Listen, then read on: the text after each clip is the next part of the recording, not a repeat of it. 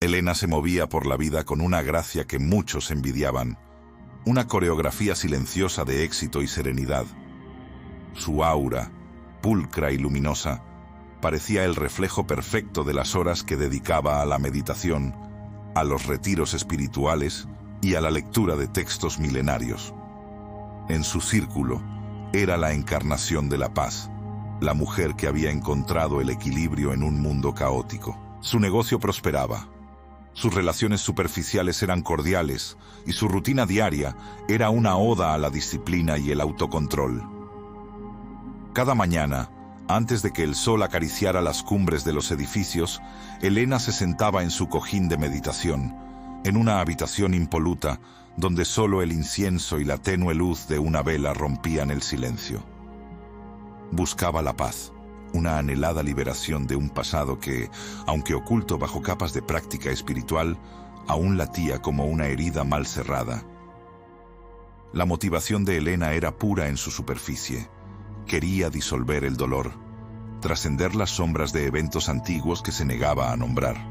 Había estudiado con gurús, había viajado a templos remotos, había adoptado dietas purificadoras y rutinas espartanas. Su vida era un testimonio de su búsqueda interior, una cruzada personal para alcanzar la iluminación, y con ella, la absolución de viejas culpas y heridas.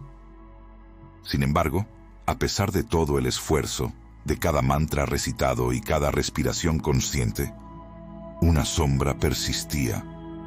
Era sutil, casi imperceptible, pero estaba allí, un velo translúcido que empañaba la claridad que tanto se esforzaba por cultivar. Una melancolía subyacente, una inquietud que ni siquiera los estados más profundos de meditación podían erradicar por completo. Este era el error silencioso, una creencia arraigada en su subconsciente o quizás un trauma tan profundamente enterrado que ninguna técnica de relajación podía desenterrar. No era un error en su práctica, sino en la premisa. Elena creía que, al ignorar el dolor, al trascenderlo a través de la espiritualidad, éste simplemente se disolvería. Su meditación, en lugar de ser una herramienta para confrontar y procesar, se había convertido en un sofisticado mecanismo de evasión. Había construido un santuario interno para la paz, pero había dejado fuera al guardián de su dolor, esperando que éste se cansara y se marchara por sí solo. A pesar de la imagen que proyectaba y de la que ella misma se había convencido, Elena sentía una profunda insatisfacción. No era la felicidad vibrante y expansiva que prometían los libros de autoayuda, sino una paz contenida, frágil, que parecía depender de la ausencia de cualquier turbulencia externa. Era una jaula invisible, construida con los barrotes dorados de sus propias prácticas espirituales, que se cerraba lentamente a su alrededor. Podía recitar pasajes enteros de filosofía oriental, podía explicar las complejidades de la mente subconsciente, pero en el fondo de su ser, una voz susurraba que algo faltaba. Esa voz, apenas un eco, se hacía más fuerte cada vez que se encontraba a solas con sus pensamientos, después de que el último sonido del cuenco tibetano se desvanecía. La libertad que buscaba con tanta vehemencia se sentía cada vez más lejana, atrapada tras un muro que ella misma había levantado, ladrillo a ladrillo, en su incansable búsqueda de la perfección. La paz que había construido era hermosa, sí, pero también era una celda, y la llave para abrirla no estaba en ningún mantra, sino en el reconocimiento de lo que se negaba a ver. La quietud de esa celda, aunque dorada, no pasó desapercibida para todos. Miguel, un viejo amigo y mentor de Elena, poseía una perspicacia que el tiempo y las experiencias compartidas habían agudizado. Había conocido a Elena antes de su inmersión total en el mundo espiritual. Había sido testigo de la vivacidad de su espíritu y ahora de la calculada serenidad que la envolvía. Para él, esa calma era demasiado perfecta, demasiado construida. Percibía la disonancia, un eco de vacío detrás de sus ojos, incluso cuando hablaba con convicción sobre la iluminación y el desapego. Un día, mientras compartían un té de hierbas en el tranquilo jardín de Elena, Miguel decidió que el silencio cómplice ya no era una opción. «Elena», comenzó, su voz suave pero firme, «admiro tu disciplina, tu búsqueda, pero a veces me pregunto si no estás construyendo un muro en lugar de un puente». Elena frunció el ceño, una reacción apenas perceptible que revelaba su incomodidad. «Miguel, sabes lo que he pasado. Esto es lo que me ha traído paz. ¿Qué quieres decir con un muro?». Su tono era defensivo, una capa protectora que rara vez dejaba caer. Miguel la miró directamente, sus ojos reflejando una profunda preocupación. «Veo una paz, sí, pero es una paz que parece evitar. Una falsa paz, quizás. Es como si hubieras domesticado el océano de tus emociones, pero en lugar de aprender a navegarlo, lo hubieras cercado para que no te mojara». La resistencia de Elena fue inmediata y visceral. Se aferraba a sus prácticas, a sus rituales, como un náufrago a un trozo de madera en medio de la tormenta. «Estás equivocado, Miguel. Esto es real. Esto es lo que me ha salvado. He trabajado demasiado duro para llegar hasta aquí como para que me digas que es una ilusión». Su voz se elevó ligeramente, un atisbo de la pasión que Miguel recordaba. Ella negó cualquier problema más profundo, cualquier grieta en su fachada cuidadosamente pulida.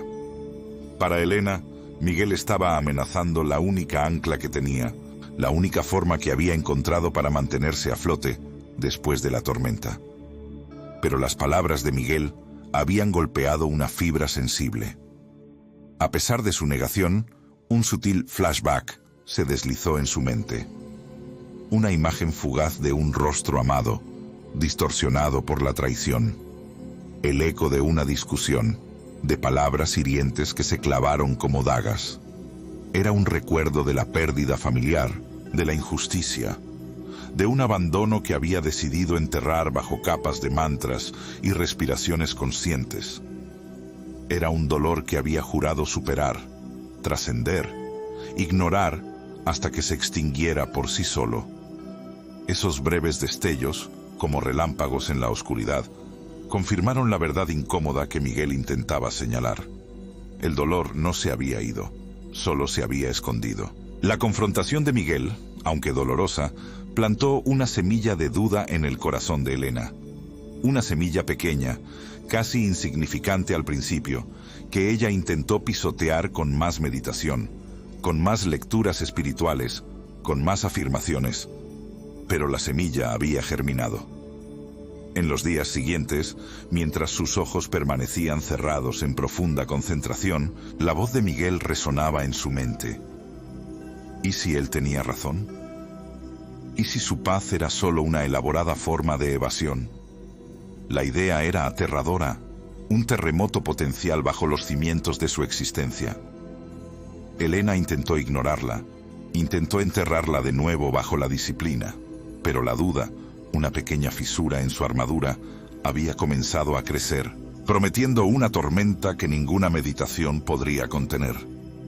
La semilla de la duda, sembrada por Miguel, comenzó a crecer con una velocidad alarmante, transformándose en una enredadera que asfixiaba la paz artificial de Elena. Sus prácticas de meditación, antes un refugio inquebrantable, empezaron a fallar. Las sesiones que solían sumergirla en un estado de calma profunda, ahora se sentían vacías, ineficaces. Su mente, antes un lago sereno, se había convertido en un torbellino de pensamientos intrusivos y preocupaciones sin nombre. La ansiedad, que Elena creía haber desterrado hacía años, regresó con una ferocidad renovada, manifestándose primero como un leve zumbido constante en sus oídos, luego como una opresión en el pecho que le dificultaba respirar. El cuerpo de Elena, que siempre había sido un templo de bienestar gracias a su estricta disciplina, comenzó a rebelarse. Dolores de cabeza persistentes, que ninguna infusión de hierbas lograba aliviar, se convirtieron en su pan de cada día. Noches de insomnio, donde su mente repasaba una y otra vez conversaciones pasadas y futuros inciertos, la dejaban exhausta y con el ánimo por los suelos. Un nudo constante en el estómago la acompañaba, haciendo que la comida, antes una fuente de nutrición consciente, se volviera insípida y a veces incluso repulsiva. Estos síntomas de estrés y malestar, que no podía explicar ni atribuir a ninguna causa física aparente, eran la manifestación tangible del conflicto interno que Miguel había percibido. Era como si su alma, cansada de ser silenciada, estuviera gritando por atención a través de su cuerpo. Elena se sentía traicionada por sus propias herramientas espirituales. Había invertido años, energía y una fe inquebrantable en la meditación, la respiración consciente y las afirmaciones positivas, convencida de que eran el camino hacia una paz inquebrantable. Ahora, esas mismas prácticas la dejaban sintiéndose más expuesta y vulnerable que nunca. La paz que había cultivado con tanto esmero se revelaba como una ilusión frágil, un castillo de naipes que se desmoronaba ante la más mínima brisa de incertidumbre. La ira y la frustración burbujeaban bajo su superficie tranquila, una mezcla peligrosa que amenazaba con desbordarse. ¿Había sido todo un engaño? ¿Se había autoengañado durante tanto tiempo? Un día, mientras realizaba su habitual caminata consciente por el parque, un encuentro inesperado la obligó a mirar de frente el verdadero origen de su sufrimiento. Se topó con una exposición de arte callejero. Una de las piezas, un collage hecho con fragmentos de espejos rotos, capturó su atención de inmediato. Al acercarse, su reflejo se distorsionó en 1000 pedazos, cada fragmento mostrando una versión diferente y fragmentada de sí misma. Una parte sonreía, otra lloraba. Una tercera mostraba un rictus de dolor apenas contenido. Era un espejo roto de su alma, una representación brutal de su fragmentación interna. Justo en ese momento, una figura familiar se detuvo junto a ella. Era Marcos, el hermano menor de su ex socio, quien había estado involucrado en el evento que Elena había enterrado. Marcos, a quien no había visto en años, la reconoció al instante. Sus ojos, antes llenos de la inocencia juvenil, ahora llevaban una carga de resentimiento y tristeza. «Elena», dijo con una voz áspera, «nunca entendí por qué hiciste lo que hiciste. Mi familia nunca se recuperó». Las palabras de Marcos fueron como una puñalada directa al corazón de Elena, rompiendo la última capa de negación. La mención de lo que hiciste fue un detonante. El dolor que había intentado sofocar salió a la superficie con una fuerza volcánica. Este encuentro fue un evento catártico, un golpe de realidad que la obligó a mirar de frente el verdadero origen de su sufrimiento. El espejo roto del arte callejero y las palabras de Marcos se combinaron para desvelar la verdad. Su paz no era auténtica porque estaba construida sobre una base de negación. No había trascendido el dolor, simplemente lo había escondido tan profundamente que se había olvidado de su existencia. La jaula invisible no estaba hecha de circunstancias externas, sino de la evasión de su propia verdad. Elena se quedó allí, inmóvil, mientras el mundo a su alrededor se desdibujaba. El velo se había levantado, y ante ella se extendía el abismo de un pasado no resuelto. El gancho de la historia se tensaba. Un evento catártico que la obligaba a mirar de frente el verdadero origen de su sufrimiento. Un espejo roto de su alma, que ahora exigía ser reparado, pieza por pieza. Las palabras de Marcos resonaron en el aire. Un eco del pasado que Elena había silenciado durante tanto tiempo. La mención de lo que hiciste fue más que una puñalada. Fue la llave que abrió una compuerta de recuerdos que había permanecido cerrada bajo un peso insoportable de negación. De repente, el parque, la exposición de arte, incluso la presencia de Marcos, se desvanecieron, reemplazados por una vívida recreación de aquel fatídico día. Era una tarde de otoño. Los colores vibrantes de los árboles contrastaban cruelmente con la atmósfera sombría que se cernía sobre la oficina de su ex socio y amigo, David. Elena y David habían sido socios en una pequeña empresa de diseño gráfico que habían construido desde cero. Compartían sueños, ambiciones y una amistad que parecía inquebrantable. Sin embargo, la ambición de Elena, mezclada con una inseguridad latente y el miedo a la escasez, la llevó a tomar una decisión impulsiva y devastadora. Había falsificado documentos, desviado fondos y manipulado contratos, todo para asegurar la supervivencia de la empresa en un momento de crisis, o al menos eso se dijo a sí misma. La verdad era que había sido un acto de desesperación egoísta, un intento de mantener su estatus y su control.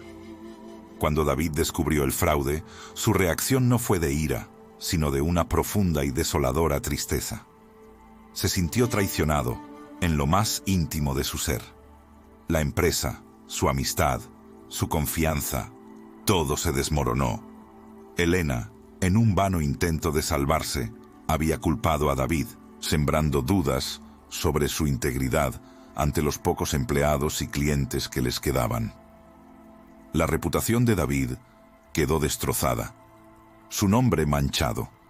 La empresa colapsó, llevándose consigo los ahorros de la familia de David y sumiéndolos en una profunda crisis financiera y emocional. Él nunca se recuperó del todo, y su joven hermano, Marcos, entonces un adolescente, había sido testigo de la lenta destrucción de su hogar y la desesperación de su hermano mayor. Elena, por su parte, huyó de las consecuencias. Se mudó a otra ciudad, cambió su número y con el tiempo construyó una nueva vida, una vida de aparente éxito y espiritualidad. Había enterrado el incidente tan profundamente que casi se había convencido de que no existía, o que, de alguna manera, David era el verdadero culpable. Su búsqueda de paz, su dedicación a la meditación, no era en realidad una búsqueda de iluminación, sino una huida desesperada del fantasma de la culpa y la vergüenza. Era una forma de autodenial, una armadura espiritual para protegerse de la verdad de sus propias acciones. El error silencioso no era la meditación en sí, sino la negación de la emoción y la necesidad de redención subyacente. La creencia de que podía meditar el dolor lejos, sin confrontar su origen, había sido su mayor engaño. Ahora, la fachada se había desmoronado por completo. La ira y el dolor que Elena había reprimido durante años explotaron dentro de ella. No era solo la ira de Marcos, sino la suya propia. Ira hacia sí misma por su cobardía, por su egoísmo, por el daño irreparable que había causado. El dolor era tan intenso que sentía como si su pecho fuera a estallar. Las lágrimas, que había contenido por años, finalmente brotaron, incontrolables, calientes y amargas. Se dio cuenta de que su búsqueda de paz era una forma de huir de este dolor, de esta verdad ineludible.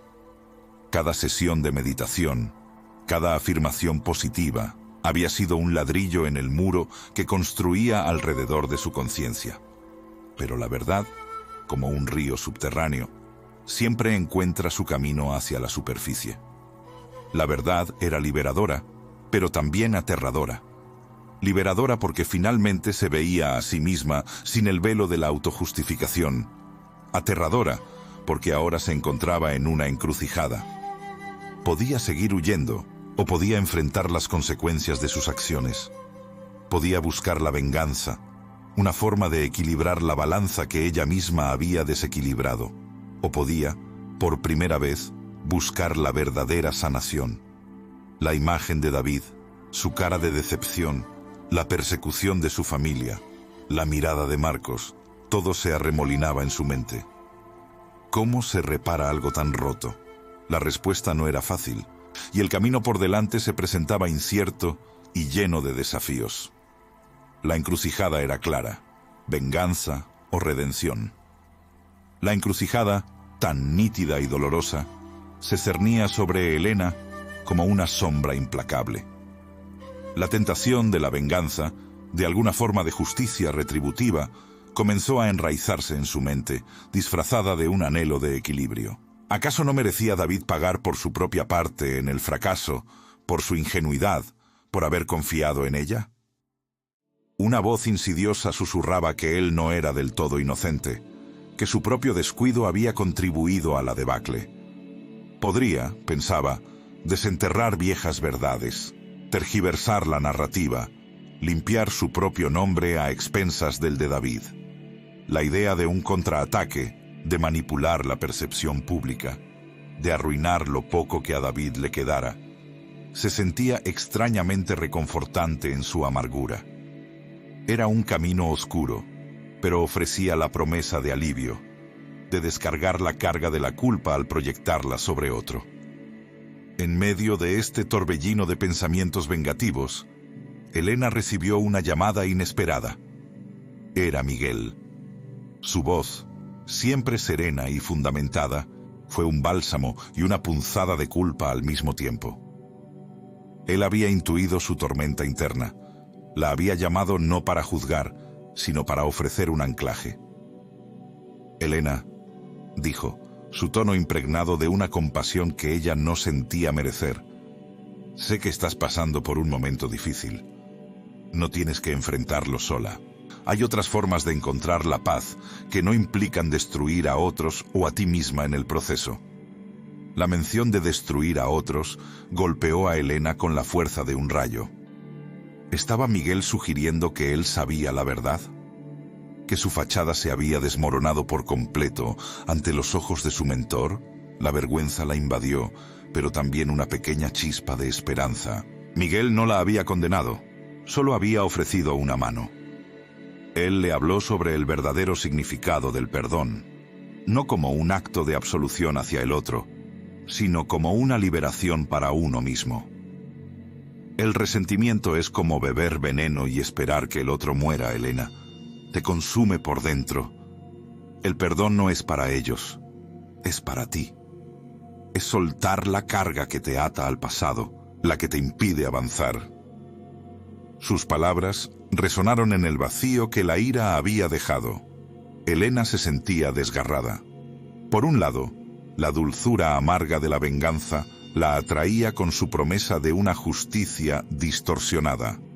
Por otro, la sabiduría de Miguel le recordaba el camino que ella había pretendido recorrer durante años. El de la paz interior, la compasión, la liberación. La lucha interna era feroz.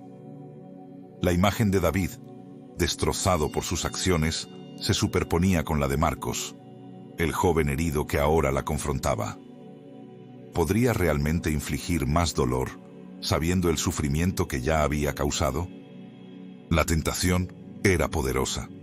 Podría rastrear a David, encontrarlo en la oscuridad de su nueva vida, y con unas pocas palabras bien elegidas, con una verdad a medias, con una mentira completa, desmantelar lo poco que le quedaba. La idea de verlo sufrir, de sentir que el universo restablecía un equilibrio, era casi irresistible. Sin embargo, cada vez que ese pensamiento tomaba forma, una punzada de náusea la golpeaba. ¿Sería eso la verdadera paz? ¿Sería ese el camino que sus años de meditación le habían enseñado? Miguel, con una paciencia infinita, le sugirió que no actuara impulsivamente. Pase lo que pase, Helena, recuerda la persona que quieres ser. No dejes que el dolor de tu pasado defina tu futuro. Tienes la oportunidad de elegir un camino diferente, uno de sanación, no de destrucción. Su voz era un faro en la oscuridad, una alternativa a la espiral descendente en la que se encontraba. Helena se dio cuenta de que estaba al borde de un precipicio, a punto de caer en un abismo de resentimiento y acciones de las que nunca podría recuperarse. La chispa de redención que Miguel había mencionado, aunque diminuta, aún brillaba en lo más profundo de su ser, recordándole que había otra opción, un camino más difícil, pero infinitamente más gratificante. La decisión era suya, y el peso de esa elección la oprimía. La noche envolvió a Elena en un manto de incertidumbre. Las palabras de Miguel danzaban en su mente, un eco constante que se negaba a silenciarse. Había llegado el momento de la confrontación decisiva, no con David, no con Marcos, sino con la Elena que se aferraba al dolor como una armadura. Sabía que la venganza, por dulce que pareciera en su imaginación, solo la encadenaría más firmemente al pasado. La verdadera liberación no vendría de infligir sufrimiento, sino de soltar la necesidad de control sobre el sufrimiento de los demás. Se sentó en su cojín de meditación, no para escapar, sino para enfrentar. Esta vez no buscaría el vacío ni la disociación. En cambio, permitió que cada emoción la inundara. La ira hirviente por la traición, la tristeza profunda por la pérdida, la vergüenza por sus propias acciones y la culpa por el daño colateral. No las juzgó, no las empujó, simplemente las observó. Era un acto de valentía mucho mayor que cualquier confrontación externa. Cada respiración era un ancla que la mantenía presente en la tormenta emocional. Visualizó a David, no con odio, sino como un ser humano imperfecto, atrapado en sus propias debilidades. Y luego se visualizó a sí misma, igualmente imperfecta, pero con el poder de elegir un camino diferente. En un gesto simbólico de liberación, Elena tomó una pluma y un papel, no para escribir una carta de reproche, sino una de despedida. Escribió sobre el dolor que David le había causado, reconociéndolo plenamente, sin minimizarlo. Pero también escribió sobre cómo ese dolor la había transformado, la había empujado a buscar una paz que, irónicamente, no había encontrado en su evasión. Escribió sobre su viaje, sus errores y, finalmente, sobre su decisión de soltar el resentimiento. No la enviaría. No era para David, era para ella. Era el cierre de un capítulo, la declaración de su libertad. Mientras las palabras fluían, una profunda catarsis la invadió. Lágrimas, largamente contenidas, rodaron por sus mejillas, no de tristeza, sino de alivio. Era como si cada gota de agua se llevara consigo una parte del peso que había cargado durante tanto tiempo. La verdadera meditación, comprendió, no era un escape del sufrimiento, sino una inmersión consciente en él, para comprenderlo, aceptarlo y, finalmente, trascenderlo. No se trataba de borrar el pasado, sino de integrarlo en su presente sin permitir que definiera su futuro. Se dio cuenta de que su búsqueda de paz había sido, en gran medida, una búsqueda de control sobre lo incontrolable, las acciones de los demás y las consecuencias de esas acciones.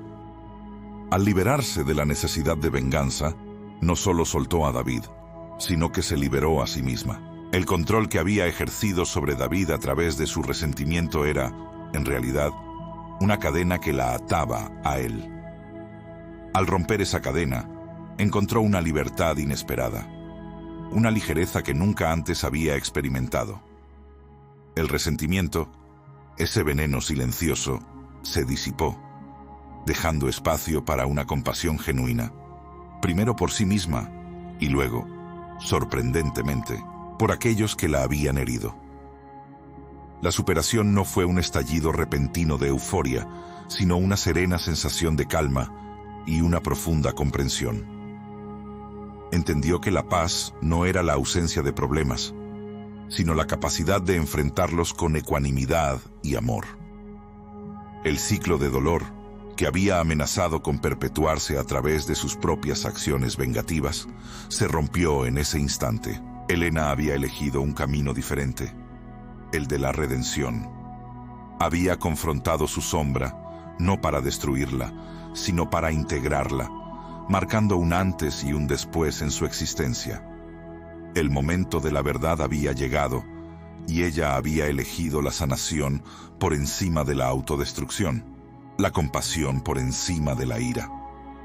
La mañana siguiente amaneció con una luz diferente para Elena.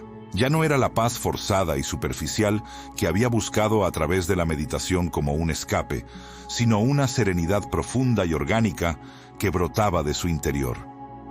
Había encontrado la verdadera paz, no en la evasión del dolor, sino en su plena aceptación e integración.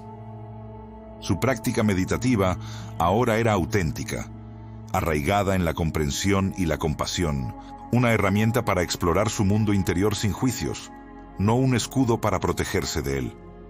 Ya no huía de sus sombras, caminaba con ellas, comprendiendo que formaban parte integral de su ser. El cambio en Elena no pasó desapercibido. Miguel, quien había sido testigo de su lucha y su transformación, notó una ligereza en su mirada, una sonrisa genuina que antes se sentía contenida. Su relación, que había estado tensa por la resistencia inicial de Elena a confrontar su verdad, comenzó a restaurarse. Un día, mientras compartían un café, ella le contó todo, sin adornos ni justificaciones. Miguel la escuchó atentamente, con una comprensión tácita que no requería palabras. Al final, solo asintió y dijo: «Siempre supe que tenías la fuerza para hacerlo. Solo necesitabas verte a ti misma». Esa honestidad y vulnerabilidad crearon una conexión más profunda y auténtica entre ellos, sentando las bases para nuevas relaciones basadas en la verdad y el respeto mutuo, no en la fachada. Elena se dio cuenta de que el error silencioso que la había mantenido atrapada no era la meditación en sí, sino la creencia errónea de que la paz se encontraba huyendo de sus heridas, enmascarándolas con prácticas espirituales. La verdadera liberación no venía de suprimir o negar el sufrimiento, sino de abrazarlo, de permitir que las emociones fluyeran a través de ella como ríos, sin aferrarse a ellas ni resistirse. Había aprendido que la vulnerabilidad no era una debilidad, sino la puerta de entrada a una fuerza inquebrantable. La paz no era un estado estático, sino un proceso dinámico de aceptación y crecimiento continuo. Su vida se transformó. Continuó meditando, pero ahora lo hacía con una intención completamente diferente. Sus meditaciones no eran para escapar, sino para conectar más profundamente con cada fibra de su ser, para escuchar la sabiduría de su cuerpo y de su corazón. Encontró nuevas formas de expresar su creatividad, se involucró en causas sociales que le apasionaban y se rodeó de personas que la valoraban por quien realmente era, con todas sus imperfecciones y su historia. Elena, transformada, vivía una vida plena, un testimonio viviente de que la verdadera liberación viene de abrazar la totalidad de uno mismo, incluso las sombras más profundas. Su historia se convirtió en un faro para otros, una prueba de que, aunque el camino hacia la sanación puede ser arduo y doloroso, la recompensa es una paz duradera y una autenticidad inquebrantable. Había roto las cadenas de su jaula silenciosa, no derribando los barrotes externos, sino abriendo la cerradura desde dentro. Su viaje le enseñó que la vida es un constante fluir de experiencias y que la sabiduría reside en la capacidad de navegar esas aguas con el corazón abierto, permitiendo que cada ola, ya sea de alegría o de dolor, la moldee y la haga más fuerte. La paz que ahora sentía no era la ausencia de tormentas, sino la certeza de que poseía la brújula interna para encontrar su camino a través de ellas. Y así, Elena vivió, no solo en paz consigo misma, sino en armonía con el vasto y complejo tapiz de la existencia.